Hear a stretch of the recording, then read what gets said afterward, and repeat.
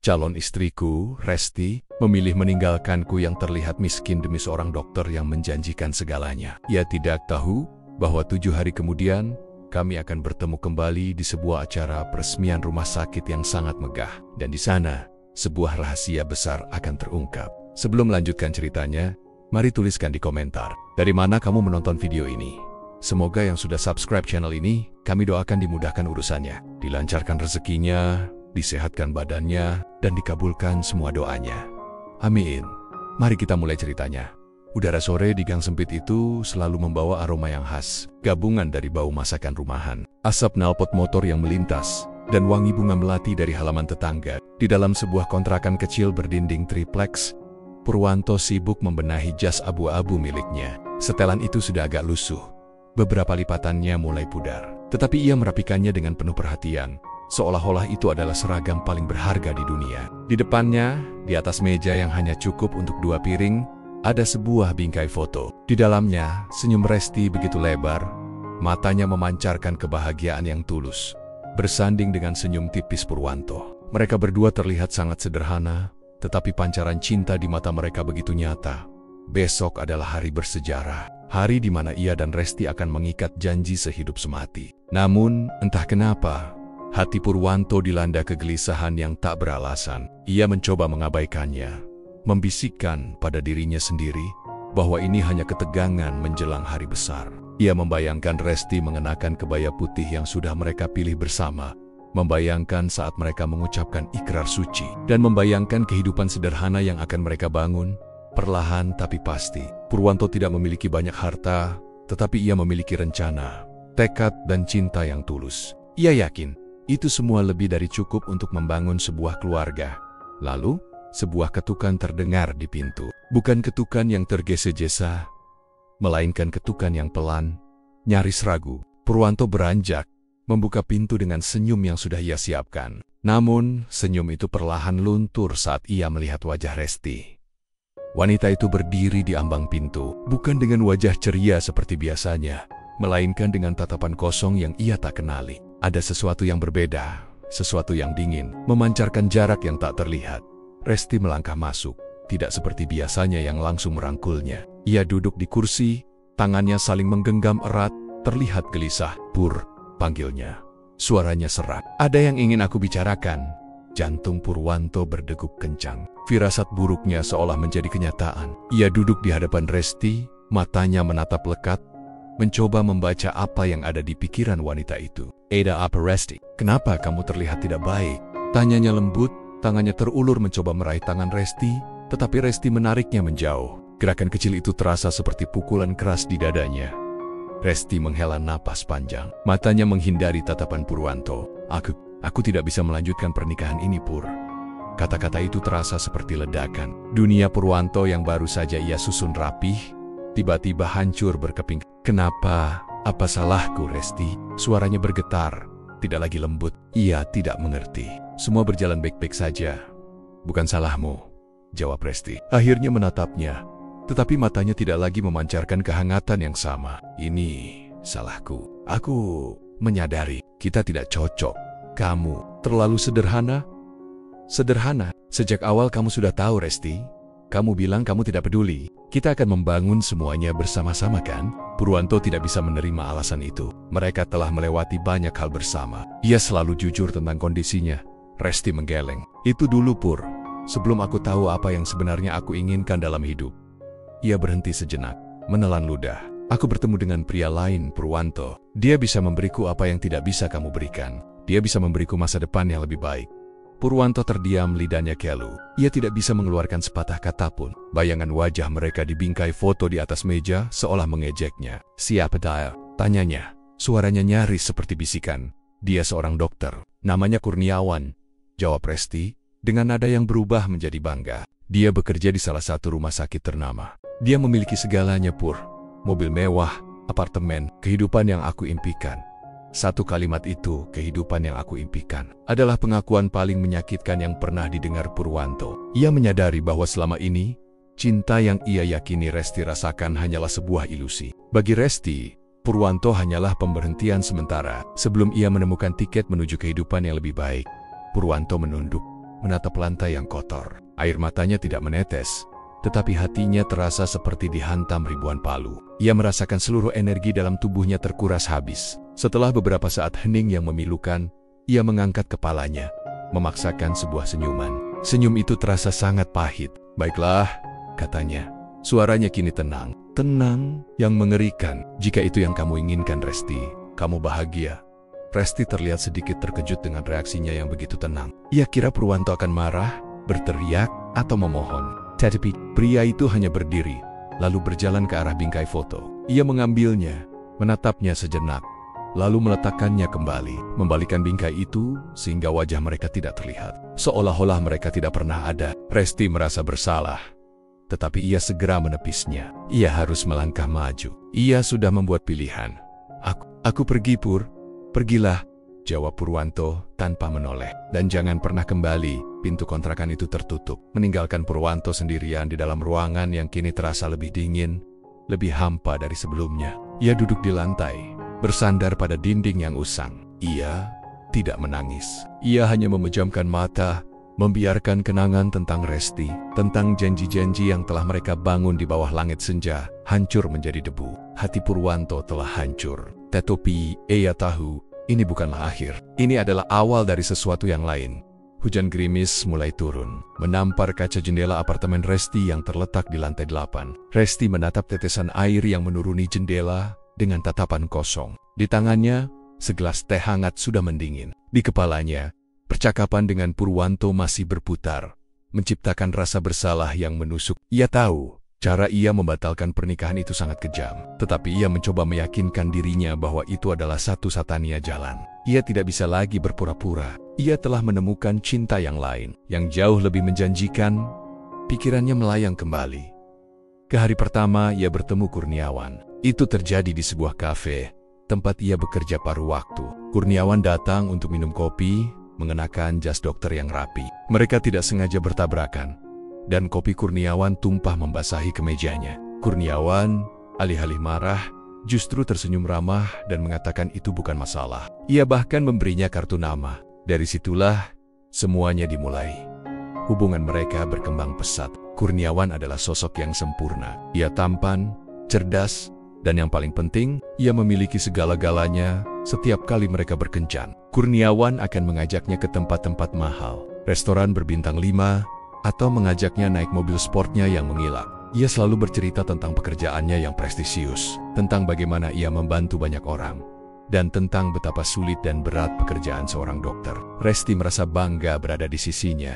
Ia membandingkan semua itu dengan Purwanto. Purwanto tidak memiliki mobil mewah. Ia hanya punya sebuah motor bebek yang sering mogok. Purwanto tidak mengajaknya ke restoran mahal. Ia lebih suka mengajaknya makan di warung soto langganan mereka, atau memasak makanan sederhana di kontrakannya. Purwanto tidak pernah memamerkan kekayaan. Sebaliknya, ia seringkali terlihat kesulitan, bahkan pernah meminjam uang padanya untuk biaya perbaikan motornya. Setiap kali ia melihat Purwanto, ia merasa seperti hidupnya stagnan. Ia membayangkan masa depan yang biasa-biasa saja.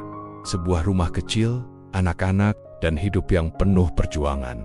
"Aku tidak bisa terus-terusan seperti ini," bisiknya pada dirinya sendiri. Mencoba membuang sisa-sisa perasaan bersalah. "Hidup hanya sekali. Aku berhak mendapatkan yang lebih baik." Kurniawan selalu mengatakan hal yang sama. "Kamu terlalu baik untuk Purwanto, Resti.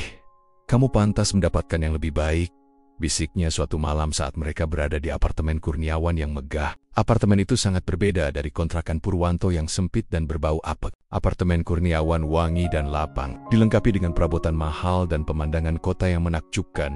Setiap kali ia merasa ragu, Kurniawan akan mengingatkannya pada semua kemewahan itu. Ia akan membelikan tas mahal, perhiasan, atau mengajaknya ke butik-butik desainer. Semua itu, perlahan tapi pasti, meruntuhkan benteng pertahanan Resti.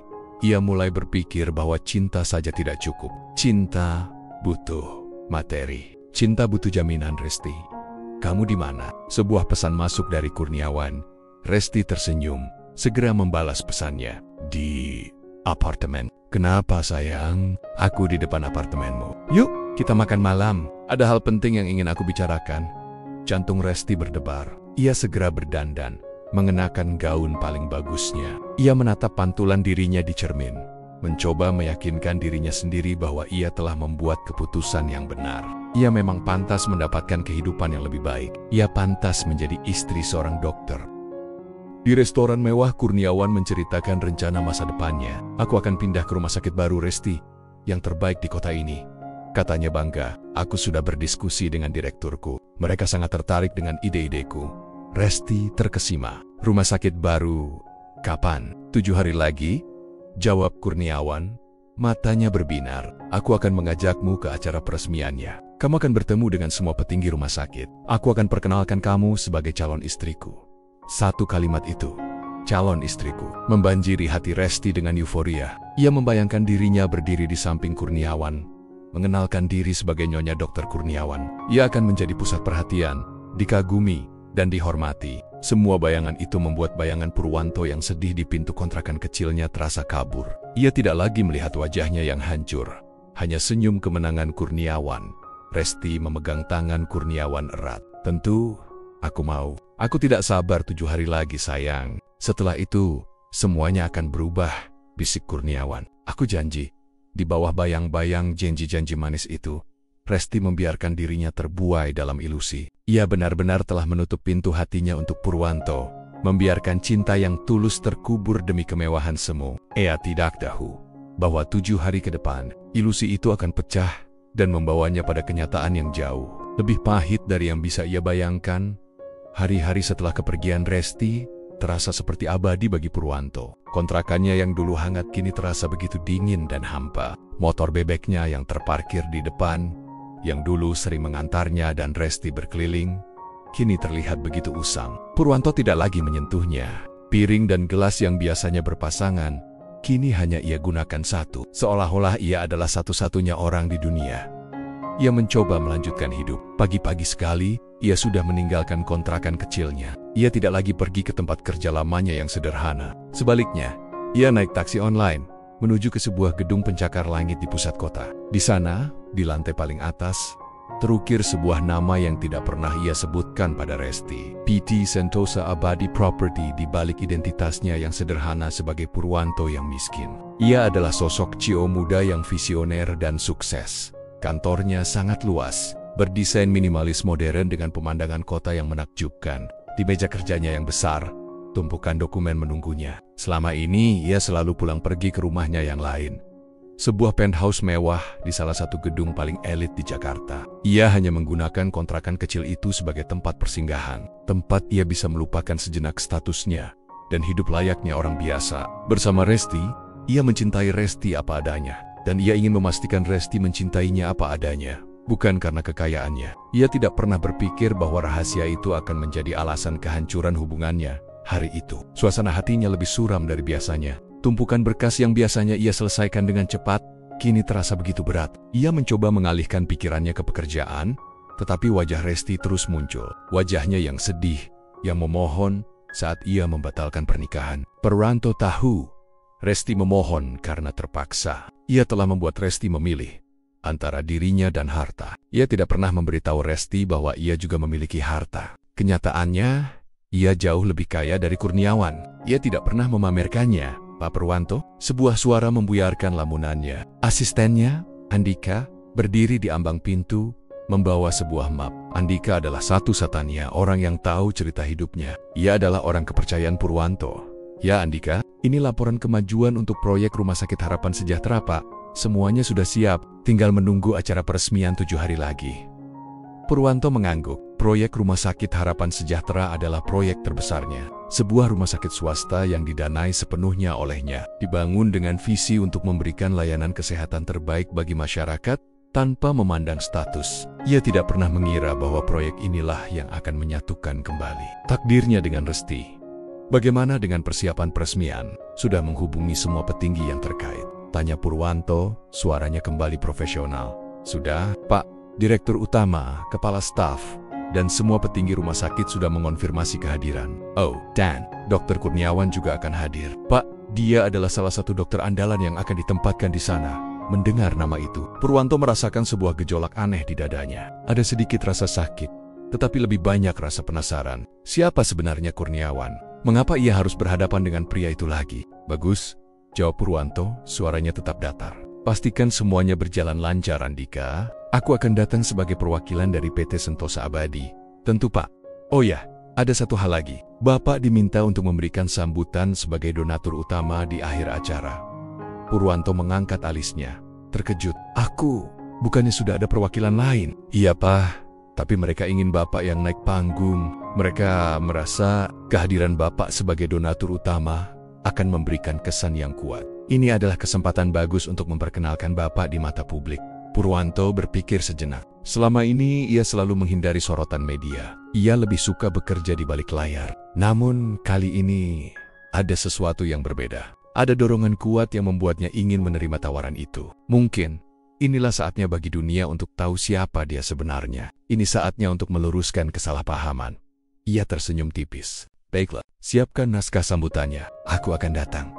Andika mengangguk, lalu berpamitan. Setelah Andika pergi, Purwanto kembali menatap pemandangan kota. Bayangan Resti, bayangan Kurniawan, dan bayangan dirinya sendiri yang berdiri di atas panggung di sebuah rumah sakit megah, kini berbaur menjadi satu. Ia tidak tahu apa yang akan terjadi. Tetapi ia tahu takdir sedang menunggunya, dan ia siap untuk menghadapinya. 7 hari yang dingin itu kini terasa seperti sebuah persiapan, sebuah latihan, sebelum ia menghadapi kenyataan yang akan mengubah segalanya.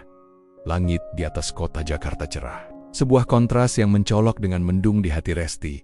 7 hari sudah berlalu sejak ia membatalkan pernikahannya. Meskipun ia sudah bersama Kurniawan, perasaan tidak enak terus menghantuinya. Setiap kali ponselnya berdering, ia berharap itu adalah Purwanto, memintanya kembali. Tetapi tidak ada telepon, tidak ada pesan, tidak ada tanda-tanda kehadiran Purwanto sama sekali. Ia merasa begitu sendirian, seolah-olah Purwanto telah menghilang di telan bumi. Di satu sisi, ia merasa lega. Di sisi lain, ia merasa hampa. Siang itu, Kurniawan menjemputnya untuk makan siang. Di mobil mewah Kurniawan, Resti mencoba membuang semua pikiran buruknya. Ia mencoba fokus pada Kurniawan, pada masa depan yang cerah yang telah ia pilih. Kurniawan terlihat sangat bahagia. Senyumnya begitu lebar, matanya berbinar-binar penuh kegembiraan. Ada apa? Kamu terlihat sangat bahagia, tanya Resti, mencoba tersenyum. Aku punya kabar baik. Sayang, kata Kurniawan. Suaranya penuh antusiasme. Tadi pagi, direkturku menelepon. Aku resmi dipindah tugaskan ke Rumah Sakit Harapan Sejahtera. Mendengar nama rumah sakit itu, Resti mengerutkan dahi. Rumah Sakit Harapan Sejahtera? Aku belum pernah dengar nama itu. Itu karena ini rumah sakit baru, Resti. Baru saja selesai dibangun. Dan ini bukan sembarang rumah sakit. Jelas Kurniawan, nadanya penuh kebanggaan. Ini adalah rumah sakit tercanggih di kota ini. Fasilitasnya nomor 1, teknologinya paling modern. Para petinggi rumah sakit ini sudah berinvestasi besar-besaran.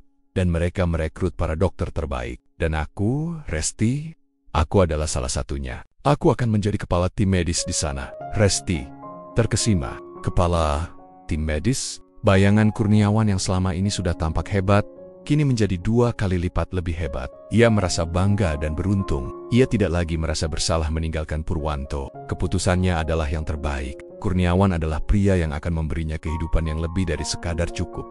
Sayang, itu luar biasa, seru Resti, memegang tangan Kurniawan. Aku sangat bangga padamu.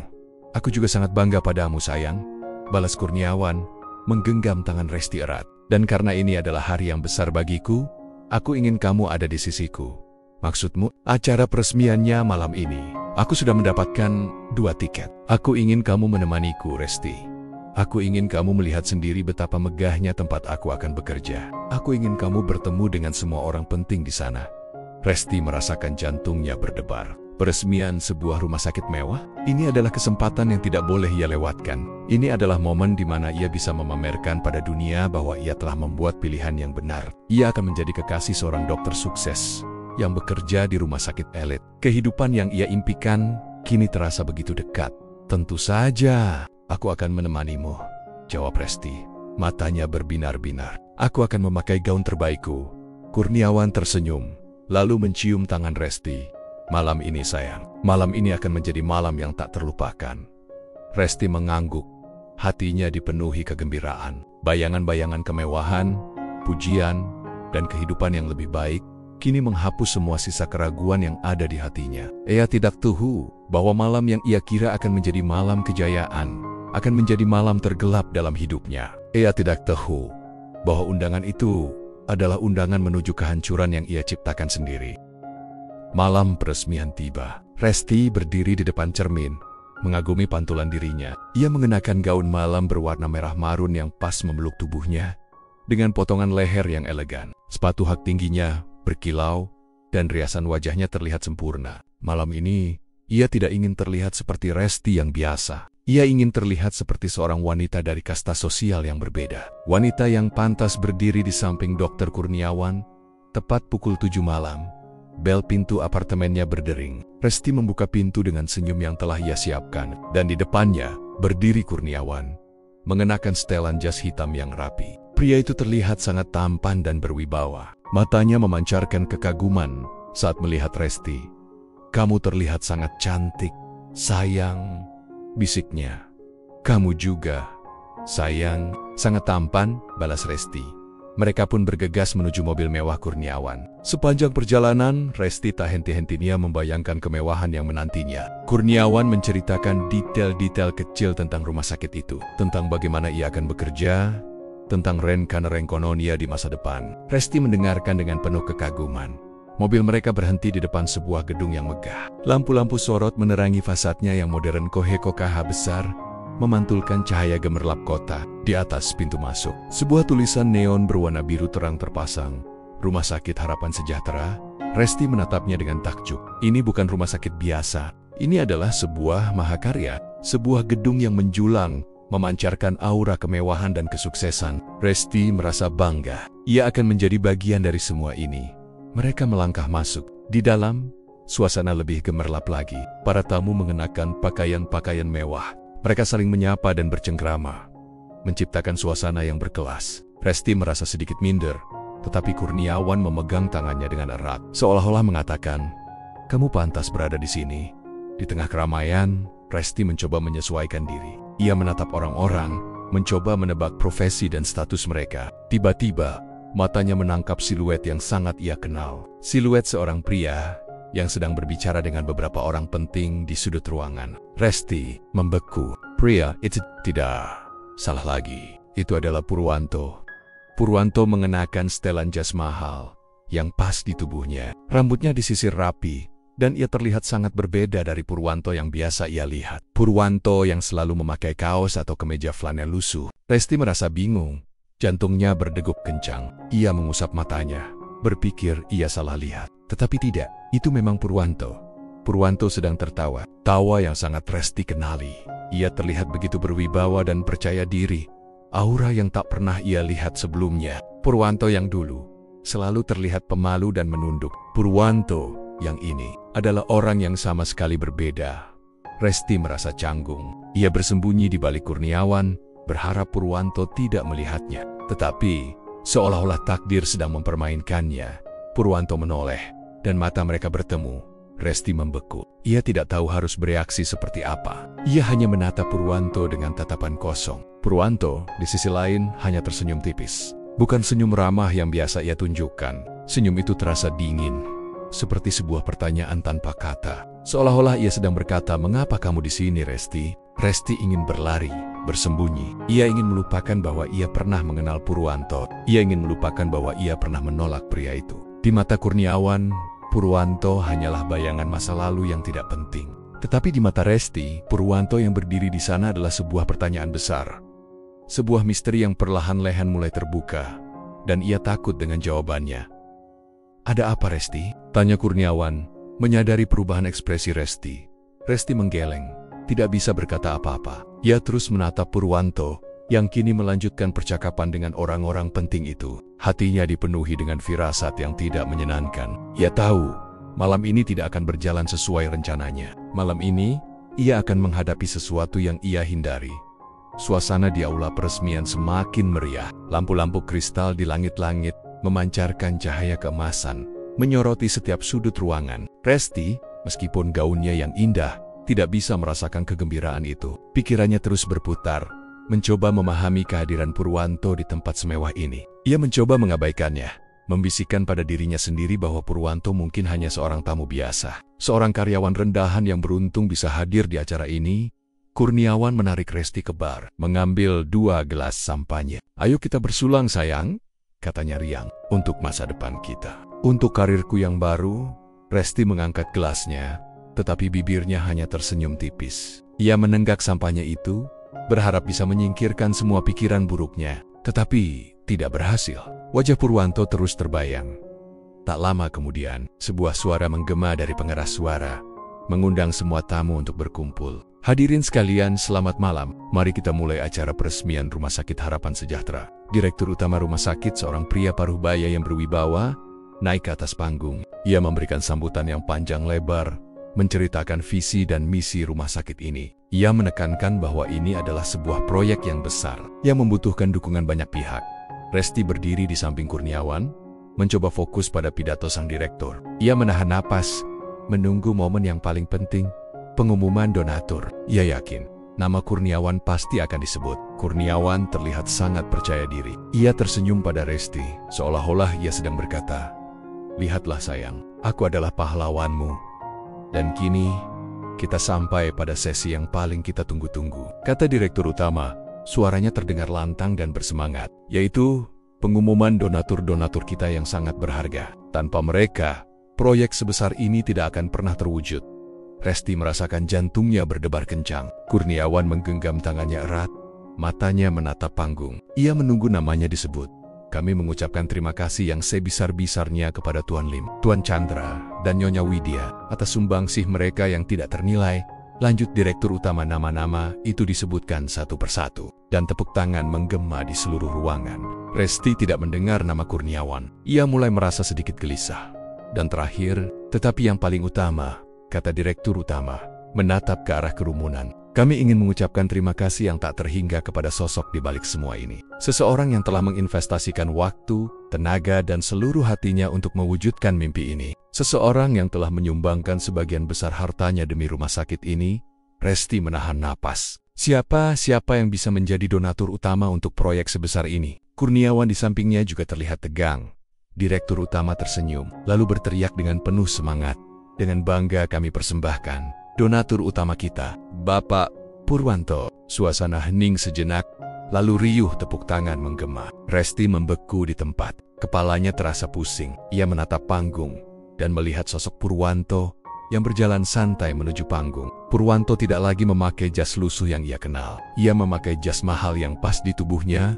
Wajahnya memancarkan aura wibawa dan kesuksesan yang tak terbantahkan Purwanto. Pria yang ia tinggalkan karena ia anggap miskin dan tidak menjanjikan masa depan, kini berdiri di atas panggung. Sebagai donatur utama dari rumah sakit termegah di kota, dunia Resti runtuh. Semuanya terasa seperti sebuah lelucon yang kejam. Ia menoleh ke arah Kurniawan di sebelahnya. Wajah pria itu pucat pasi, matanya membelalak, tidak bisa menyembunyikan keterkejutannya. Resti tidak tahu bahwa kejutan yang lebih besar akan datang. Ia hanya tahu bahwa ia telah membuat kesalahan yang fatal. Purwanto berdiri di atas panggung, di bawah sorotan lampu yang terang, dengan sebuah mikrofon di tangannya. Ia tidak terlihat canggung sama sekali. Sebaliknya, ia tampak begitu berwibawa dan percaya diri. Matanya menyapu kerumunan, dan sejenak, tatapannya berhenti pada Resti, yang berdiri di antara para tamu, dengan wajah pucat dan mata yang membelalak. Ada sedikit senyuman di bibirnya. Senyum yang begitu misterius, yang membuat Resti merasa semakin tidak nyaman. Purwanto mulai berbicara, suaranya terdengar tenang dan jelas. "Selamat malam hadirin sekalian, saya merasa sangat terhormat berada di sini malam ini. Saya bukanlah seorang dokter, juga bukan seorang politisi. Saya hanya seorang pebisnis yang memiliki mimpi sederhana." Resti tidak bisa lagi mencerna kata-kata Purwanto. Pikirannya melayang, kembali ke hari-hari mereka bersama. Ia ingat bagaimana ia meremehkan Purwanto, menertawakan impiannya untuk memiliki bisnis kecil-kecilan. Ia ingat bagaimana ia mengeluh tentang Purwanto yang tidak bisa memberinya hadiah-hadiah mahal, tentang Purwanto yang terlalu sederhana. Semua hinaan itu kini terasa seperti bumerang, menghantamnya telak. "Mimpi saya adalah membangun sesuatu yang bisa bermanfaat bagi banyak orang," lanjut Purwanto. "Bukan sekadar membangun gedung, tetapi membangun harapan. Dan rumah sakit ini adalah wujud dari mimpi itu." Resti ingin berlari. Ia ingin menghilang. Ia merasa begitu malu, begitu bodoh. Ia menukar intan dengan sebongkah kaca. Ia menukar cinta yang tulus dengan ilusi kemewahan. Kurniawan di sampingnya terlihat semakin gelisah. Ia terus menunduk, menghindari tatapan Resti. Ia tidak lagi terlihat bangga, sebalik. Ia terlihat seperti seorang pencuri yang tertangkap basah. Saya memulai bisnis saya dari nol, kata Perwanto. Suaranya terdengar begitu tulus. Saya pernah mengalami masa-masa sulit. Masa di mana saya harus makan mie instan setiap hari. Di mana saya harus berhemat untuk biaya perbaikan motor saya. Kata-kata itu membuat Resti membeku. Itu adalah kenangan yang ia anggap remeh. Kenangan yang ia anggap sebagai tanda bahwa Purwanto tidak akan pernah sukses. Ia tidak pernah tahu bahwa semua itu adalah bagian dari sebuah perjalanan yang luar biasa. Perjalanan seorang pebisnis muda yang berjuang untuk membangun kerajaannya. Ada orang-orang yang meremehkan saya, lanjut Purwanto. Tatapannya kini mengarah tepat ke arah Resti, seolah-olah ia sedang berbicara hanya dengannya. Mereka mengatakan saya tidak akan pernah berhasil, bahwa cinta butuh materi, bahwa cinta tidak bisa dibeli dengan tekad.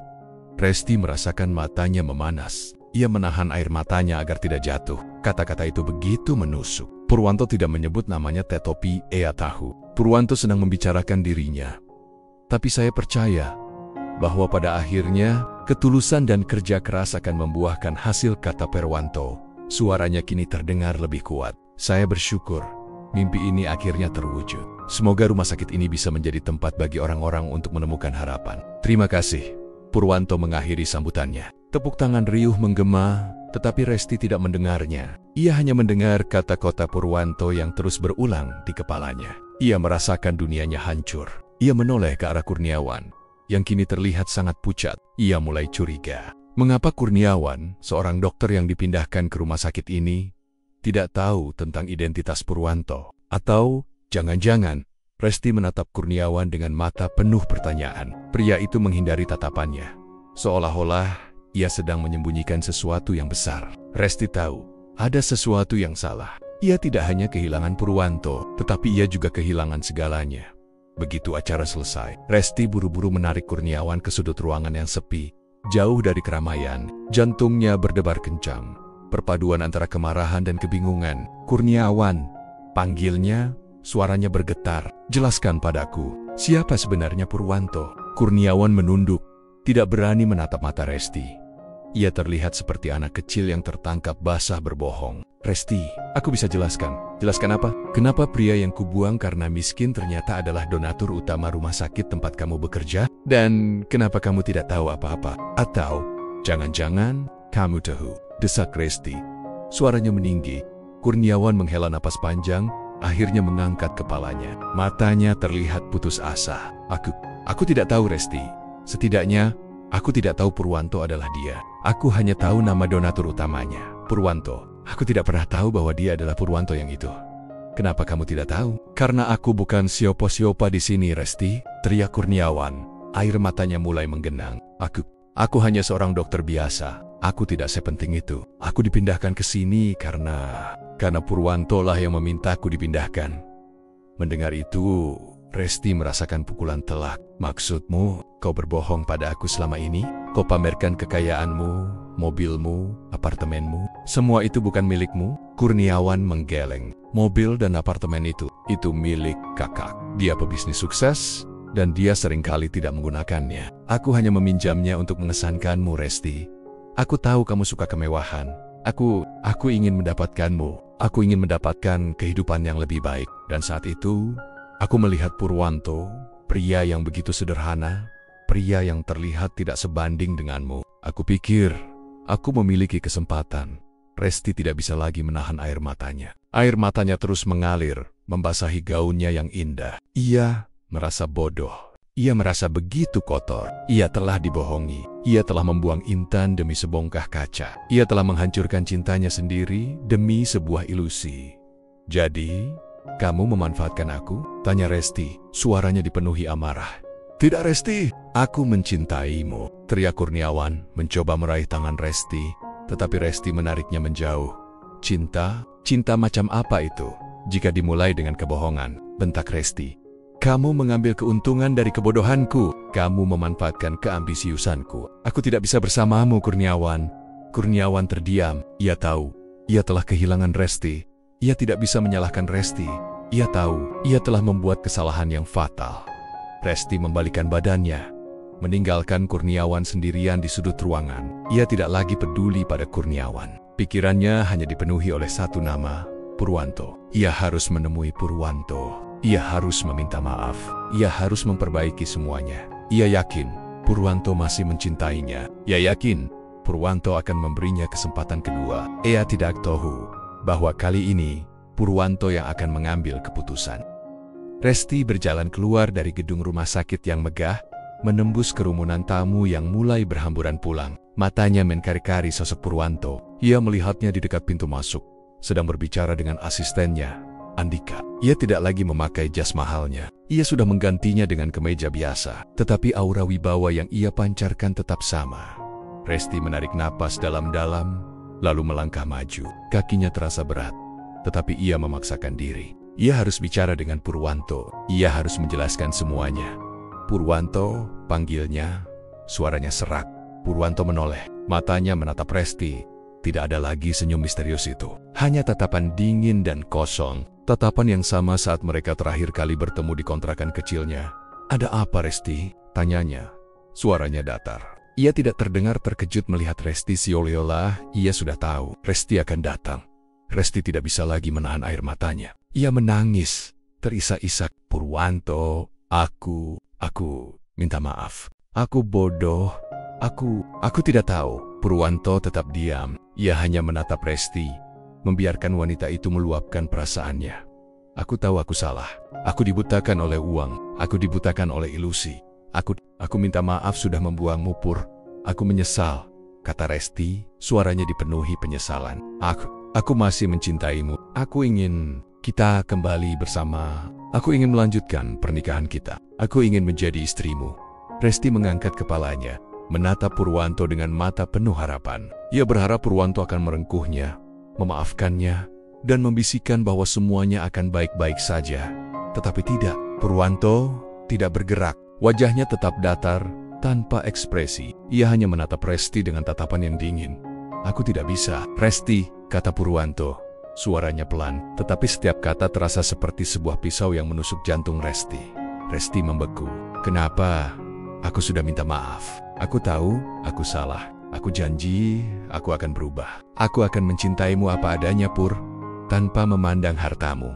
Purwanto tersenyum sinis, senyum yang membuat Resti merinding. "Kamu mencintaiku, atau kamu mencintai hartaku?" "Kamu tidak mencintaiku, Resti. Kamu mencintai uang. Kamu mencintai apa yang bisa kuberikan padamu." "Tidak, Pur. Itu tidak benar," teriak Resti, mencoba meyakinkan Purwanto. Tetapi ia tidak yakin apakah ia sedang meyakinkan Purwanto atau dirinya sendiri dulu. "Saat aku terlihat miskin, kamu meninggalkanku. Kamu menganggapku tidak sebanding denganmu. Sekarang, saat kamu tahu siapa aku sebenarnya, kamu kembali meminta untuk melanjutkan pernikahan ini. Apa bedanya dengan dulu, Resti? Apa bedanya dengan Resti yang membuangku demi seorang dokter yang terlihat kaya?" Kata-kata Purwanto adalah sebuah tamparan. Sebuah tamparan yang begitu menyakitkan. Aku tidak tahu." Resti tidak bisa berkata apa-apa. Ia hanya menunduk, menangis. "Resti," kata Purwanto, suaranya kini terdengar lebih tegas. "Aku tidak bisa mencintai wanita matre sepertimu. Cinta tidak bisa dibangun di atas pondasi uang. Dulu, kamu meninggalkan cinta karena uang. Sekarang, kamu kembali pada uang dengan dalih cinta. Aku tidak butuh cinta seperti itu. Aku butuh cinta yang tulus. Cinta yang tidak akan goyah saat aku jatuh. Cinta yang akan setia saat aku tidak memiliki apa-apa." Purwanto membalikkan badannya, melangkah pergi, meninggalkan Resti yang berdiri sendiri, menangis. Resti mencoba memanggilnya, mencoba mengejarnya, tetapi kakinya terasa lemas. Ia tidak bisa bergerak. Ia hanya bisa melihat punggung Purwanto yang semakin menjauh. Ia tahu, ia telah kehilangannya untuk selamanya. Resti berdiri sendirian di depan pintu masuk Rumah Sakit Harapan Sejahtera. Lampu-lampu sorot di atasnya seolah-olah mengejeknya. Semua kemewahan yang ia dambakan kini terasa kosong dan hampa. Gaun merah marun yang ia kenakan kini terasa seperti sebuah kostum yang menutupi kebodohan dan keputusasaannya. Ia tidak tahu harus pergi kemana. Purwanto telah meninggalkannya. Kurniawan yang ia tinggalkan di dalam gedung tidak lagi menghubunginya. Ia telah mengorbankan segalanya demi sebuah ilusi. Dan kini ia harus menanggung akibatnya. Pikirannya kembali ke masa lalu, ke hari-hari yang ia habiskan bersama Purwanto. Di kontrakan kecil itu, di warung soto langganan mereka, di atas motor bebek Purwanto yang sering mogok. Hari-hari itu sederhana, tetapi dipenuhi dengan tawa dan kebahagiaan yang tulus. Resti tidak pernah merasa sebahagia itu. Ia tidak pernah merasa setenang itu. Ia selalu merasa dicintai, apa adanya. Tetapi ia telah menukar semua itu dengan sebuah janji palsu. Ia telah menukar kebahagiaan sejati dengan kemewahan semu. Dan kini, ia tidak memiliki apa-apa. Resti berjalan menyusuri jalanan, air matanya terus mengalir.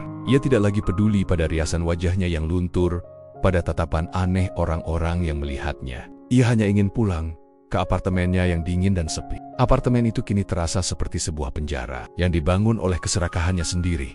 Sesampainya di apartemen, ia membuka pintu. Ia tidak menyalakan lampu. Ia hanya duduk di sofa, menatap kegelapan. Ia menyadari bahwa ia telah kehilangan segalanya. Ia kehilangan Purwanto, cinta sejatinya, pria yang mencintainya dengan tulus. Ia kehilangan Kurniawan, pria yang hanya memberinya janji palsu dan ilusi. Dan yang paling penting, ia kehilangan dirinya sendiri. Resti telah mengorbankan harga dirinya, kesetiaannya, dan hatinya demi uang. Ia telah menjadi wanita yang ia benci, wanita matre, dan kini ia harus menanggung konsekuensinya. Ia melihat bayangan wajahnya di cermin yang gelap. Ia tidak lagi melihat wanita yang bangga. Ia hanya melihat seorang wanita yang hancur, yang dibiarkan sendirian dalam penyesalannya. Cerita ini adalah akhir dari sebuah ilusi, akhir dari sebuah pilihan yang salah. Resti tidak mendapatkan Purwanto, dan ia juga tidak mendapatkan Kurniawan. Ia kehilangan keduanya. Ia kehilangan segalanya. Dan ia tahu, tidak ada yang bisa disalahkan, kecuali dirinya sendiri. Ia harus menjalani hidupnya sendirian, dengan penyesalan yang tak berujung, dan kenangan pahit tentang cinta yang telah ia buang. Ia akan selamanya dihantui oleh bayangan seorang pria sederhana, yang ternyata memiliki segalanya, kecuali cintanya.